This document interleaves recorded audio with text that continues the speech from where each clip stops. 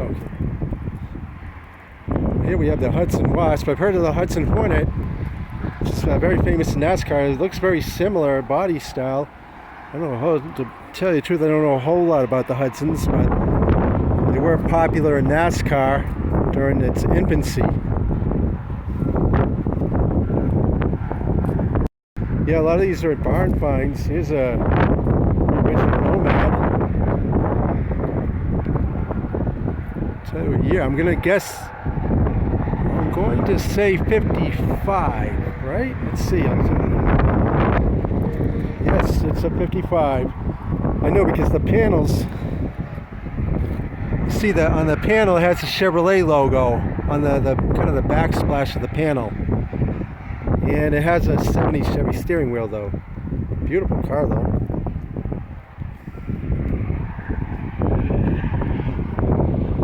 It is a barn find.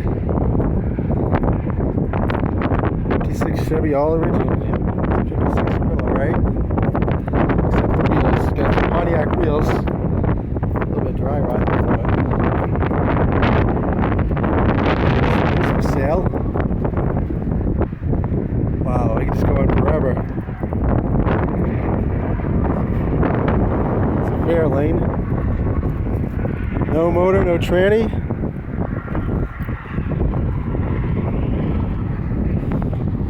Looks like a solid platform to start out with, though. It's a 57. Okay, it's a 57. There's another one. This type of car Andy Griffith would be riding around in back in the day. Yep, I do like to dash those fair lanes from that day. Pretty, oh, look at that. Is it a 4 on the floor, Hurst? Yep, DeSoto Fireflight. Yep, Hemi engine, 1955. Hey, there's a 69 Buick Skylark, yep. And a Matador. 75, yeah. And a 65 Cadillac, yep. And it runs, I don't know if it drives.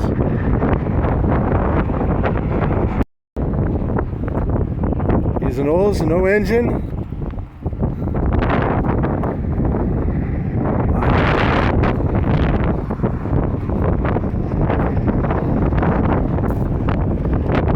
Another Hudson Wasps.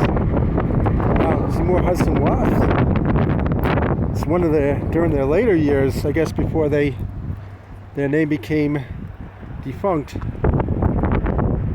56. I don't know what time, when they went on till. 1960 Oldsmobile, yep. I was talking to one of the owners about relatively 1960 Impala, this 4-door flat top. Beautiful car, so this is an Olds. It's a beauty. Super 88. Does it run? Doesn't say whether it runs or drives, but yeah, 65 across the New York. 68. 68. 67's at the front louvers. And originally 350. 74 Monte Carlo. We got the Chrysler New Yorkers. See a few of these rolling around town actually.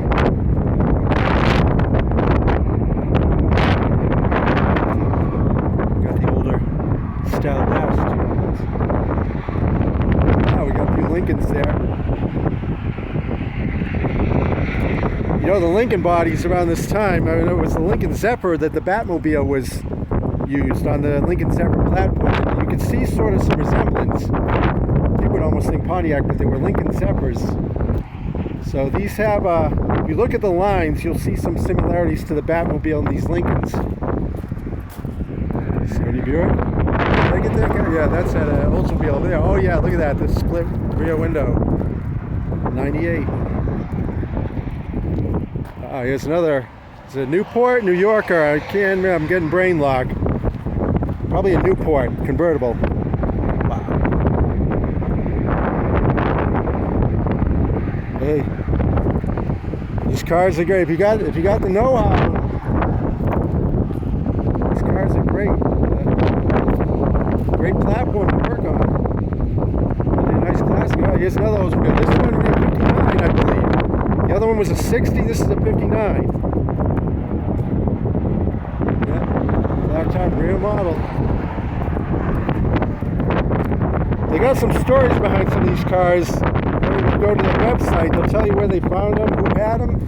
So a lot of times they document them pretty well. There's a Caddy.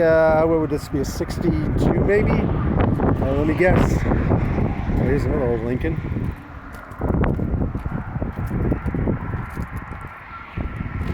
There's this. Yep, it's got it. 62. I had a film of a 62. There's a 1960 Oldsmobile. Was it a convertible or something? No, was it a flat top? Yep, another flat top. Dynamic 88 maybe?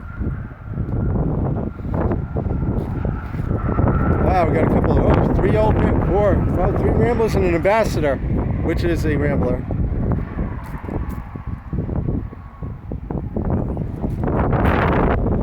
Yep, 1960 Olds. Let me see, is it Dynamic 88 or a 90? All right, yep, it's Dynamic 88. The old Chevys from the 40s.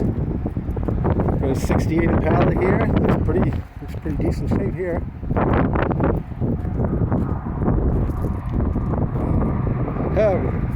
Yeah, it's probably like back when I was in high school. This is probably how a teenager would have rigged this up back in that time. You know, your 10-year-old car, 10 to 12-year-old car, and souped up a little bit. A little homemade hood scoop.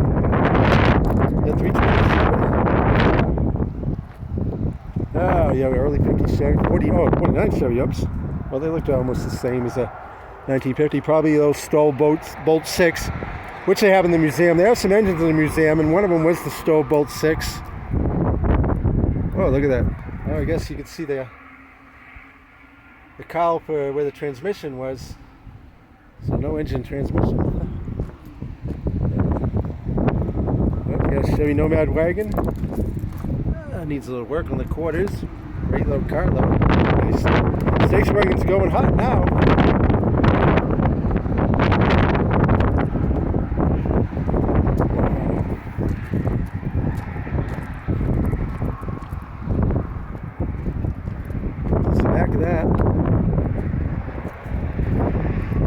I'm not going to do the inside of the museum.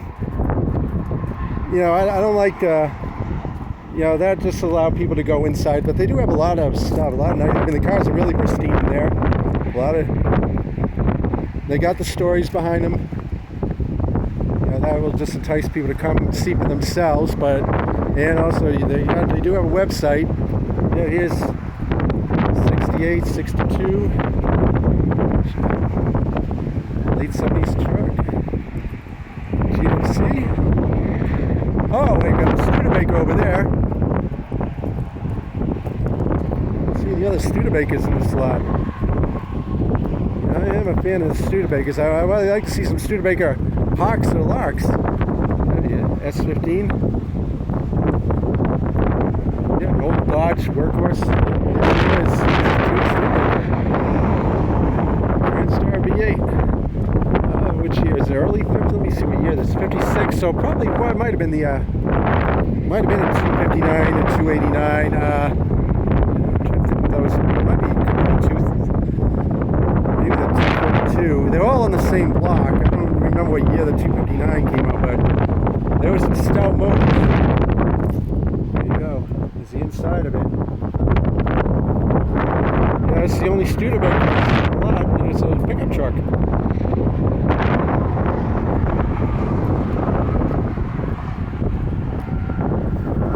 I guess that was a Lincoln. And a 63 Buick Electra, I take it.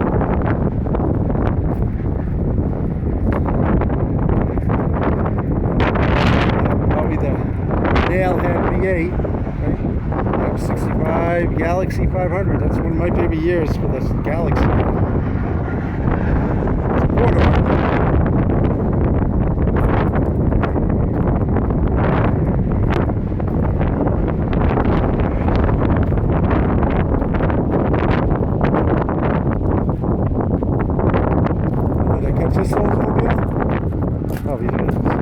This is the Super 88. So the Dynamic 88, the Super 88, the 90.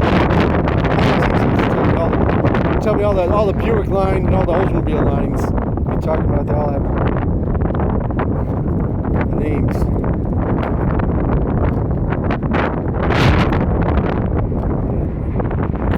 Let's see, this is 1960. Okay.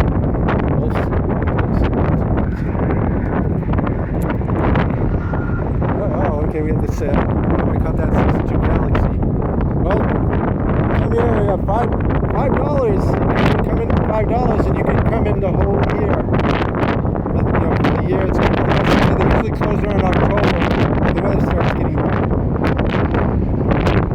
Yeah, sorry about the wind.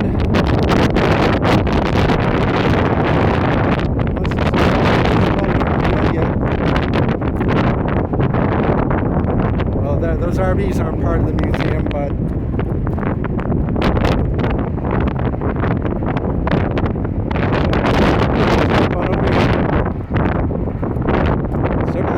$5. And like I say, you can come the whole, it's good for the whole season.